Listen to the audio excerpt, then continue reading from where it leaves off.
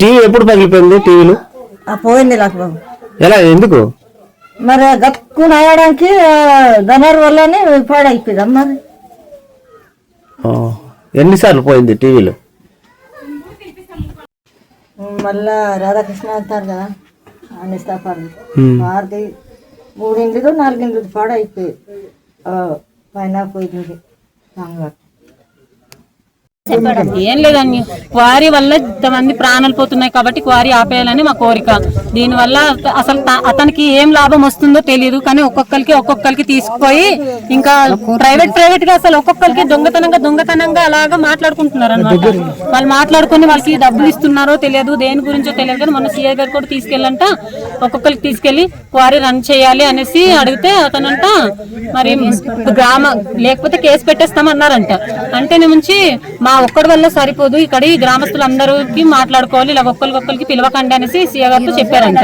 ఈ రోజు ఆ రోజులు అలాగా 2 రోజులు 3 రోజులు అలాగా వచ్చేసి ఒక్కొక్కరికి తీసుకెళ్తుంటే వీళ్ళేముంచి వచ్చి ఊర్లో మాట్లాడుకొని గ్రామస్తులందరూ ఇవాళ వెళ్ళడం జరిగింది అనమాట. వెళ్తే ఏమన్నారు మరి మేము వెళ్ళలేదు, మాకు తెలియదు కదా. పోలీసు బెదిరింపులకు ప్రాణాలు పోతున్నాయి.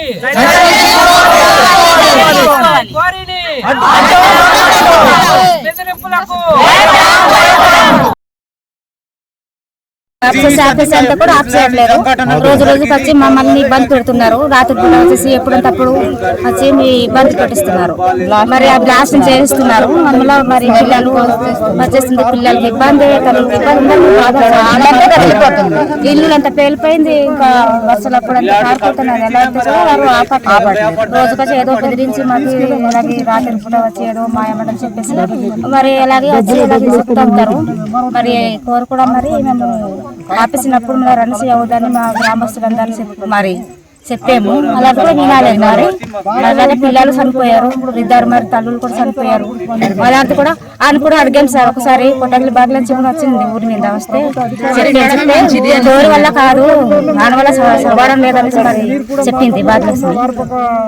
కోరుంటేనే మరి మీకు రోడ్లు వస్తాయి, మీకు ఇల్లు ఎక్కడ కట్టుకుంటారని కూడా ఆవిడ మాకి చెప్పారు. అందుకే